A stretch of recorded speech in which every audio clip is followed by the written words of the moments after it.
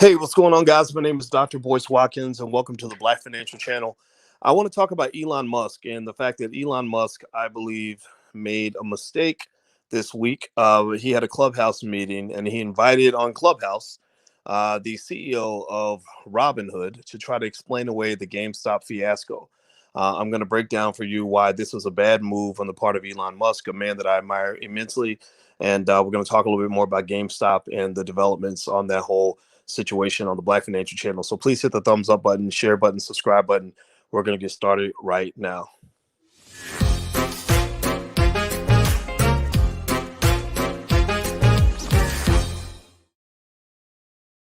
Hey, what's going on, guys? My name is Dr. Boyce Watkins. Welcome to the Black Financial Channel. That's theblackfinancialchannel.com.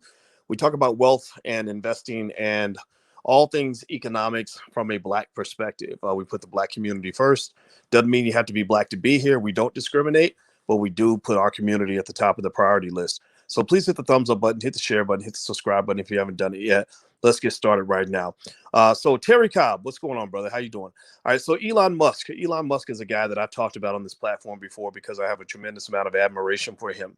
I think Elon Musk is one of the great visionaries of our time. I think Elon Musk is going to get somebody to Mars. I don't know if he's going to get you and I to Mars, but he's going to get somebody there. And so I have a lot of respect for Elon Musk. But one thing I have a problem with, a big problem with, is the fact that Elon Musk recently used his pretty stellar brand to try to help Robinhood executives explain away some of their really problematic behavior as of late. Robinhood, if you don't know, Robinhood has drawn the ire of millions of people. Millions of people are talking about the stock markets. People who weren't talking about this last week, because Robinhood basically stopped allowing people to properly and freely trade on GameStop once they saw that a lot of these hedge funds on Wall Street were losing tons of money. Now, one conspiracy theory, which actually has some merit, is that the reason Robinhood did what they did is because they were protecting a company called Citadel, which pays a lot of their bills. And that Citadel had a big investment in another company called Melvin Capital that was basically looking for a lifeline in the middle of what they call the Reddit rebellion, where all the Reddit traders decided to get together and cause Melvin Capital to lose money. Now, is there proof that this happened? Nobody knows. That'll come forth in an investigation. But here's the thing that really bothered me. So Robinhood has been restricting the trading on this stock. They claim that it's for reasons other than what people think. They're claiming it's a liquidity issue. They're claiming that the clearinghouse that they do the trades through required them to come up with a ton of capital. And the only way they can meet these capital requirements is by restricting the trading on certain stocks. They didn't just restrict they didn't just restrict GameStop and AMC. They also restricted a bunch of other stocks at the same time. And this was the argument that was made last night during this Clubhouse thing with Elon Musk.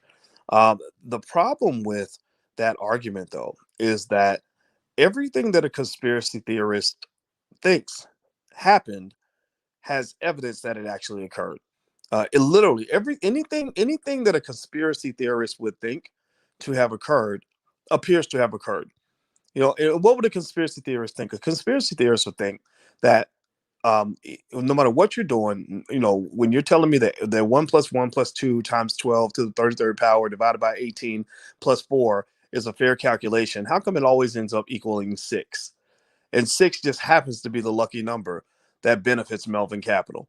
If you don't follow what I'm saying, basically, there are people who feel that whatever Robinhood was doing, whatever was happening in those back rooms, whatever was going on in these private phone conversations, was designed to allow one basic thing to happen.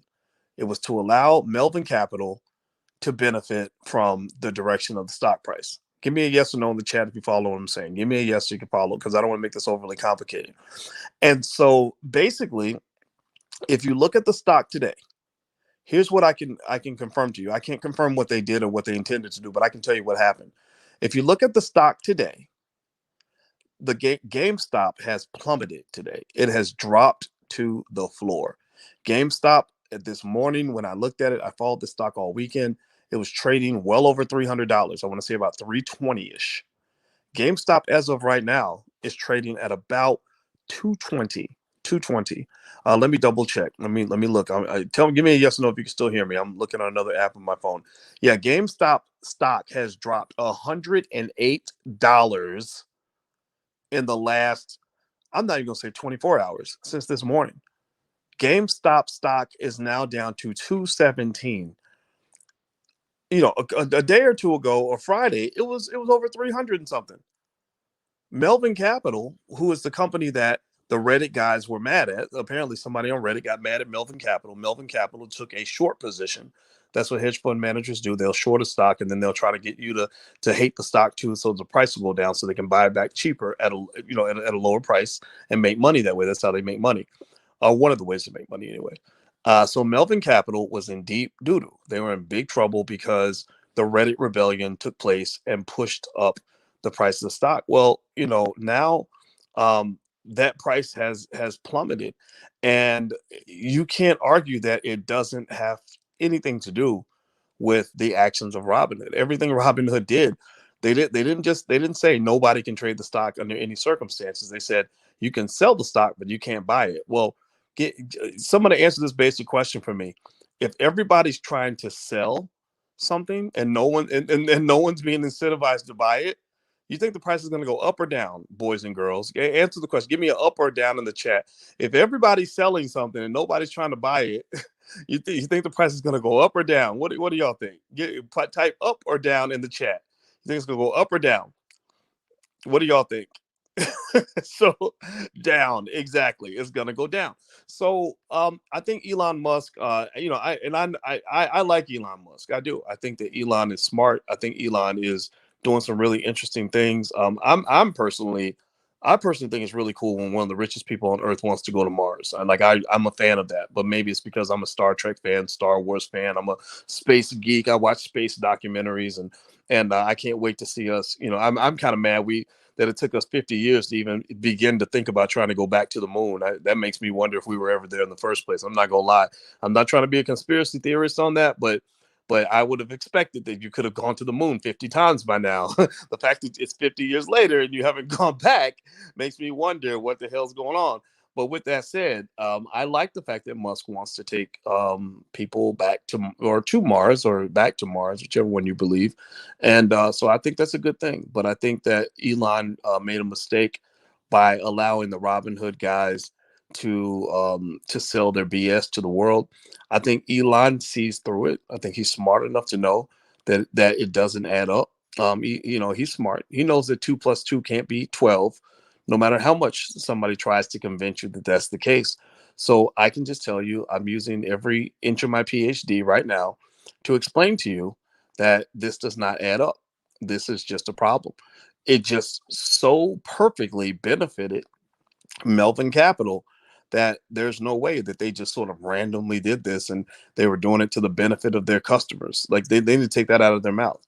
Like anytime they lose credibility, every time they say we did this for the benefit of our consumers, they need to stop saying that, because that kills their credibility, because nobody believes you. No one believes you. No customers are asking you to restrict the trading of their favorite stocks. Like that doesn't make any sense. So they need to go. So they went to Plan B. Plan B was, okay, we're going to start talking about the capital requirements, and there's some evidence of that. I mean, they announced that they had to go borrow $2.4 billion today to or whatever. But still, if that's really what's going on with you, how come it's not happening with every other brokerage out here? How come the NYSE isn't making that demand on you? The SEC isn't stepping in and telling you to do this. You're choosing to do this uniquely, like no one else is doing this. I mean, I think Webull was doing a little bit of this, but this is really kind of constrained to those companies that are in this Robinhood business model of allowing commission-free trades and selling customer data in order flow. That's what they're doing. The customer is the product. So basically, you're signing up for Robinhood, and they're selling your data to somebody else, particularly the Wall Street firms that are then analyzing that data to determine which direction stock prices are going to go or how they can sell products to you, right? Is that sinister in itself? Not completely, but it does create a unique set of incentives that you need to be aware of when you're thinking about who they're working for. They're not working for you. It's just like when we talk about politicians. And I tell you guys, I say, no, your politicians are not working for you. You are the commodity that's being sold. Someone is buying and selling you so that they can get power and opportunity and wealth for their own. They're not they're not thinking about you. They're not there for you. They don't work for you. That's why they don't listen to you when you ask them to do something. Think about this. Black people have been asking for reparations like crazy, but every time you ask for reparations, they say no. Well, we can't get you reparations. We can get you a vaccine, right? Like, I didn't ask for a vaccine, goddamn it. I asked for reparations. Why are we talking about vaccines when I just said reparations? Like, what do those two have to do with each other? How come you can't fight for my reparations as hard as you fight me to get a shot? Right? Well, that's because they're working for the people that pay their bills. The people that take care of them are the people who are, who are making these medications they want black people to take. I'm not telling you not to take it. This is not anti or pro anything. This is just me telling you about incentives. So if you ever want to understand people's actions, pay attention to who's paying the bills. That'll tell you everything. If you follow the money, you can understand almost anything that happens in America, because America is a capitalist society. So that's it. I'm going to go. Hit the thumbs up button, share, subscribe button. Also, if you want a free e-copy of my book, It Takes a Village to Raise the Bar, please head to allblackeconomics.com. That's allblackeconomics.com. And also, some of you asked about my crypto. If you want to see my crypto portfolio, just go to drboycrypto.com and you can actually see all the crypto that I own. I'm not sitting here pretending to be a crypto expert, but I have made a ton of money in crypto, so I can show you guys what I bought. So feel free to go take a look. All right, I hope this helps you. I hope you have a great day. God bless you, and I'll see you soon. Take care. Peace.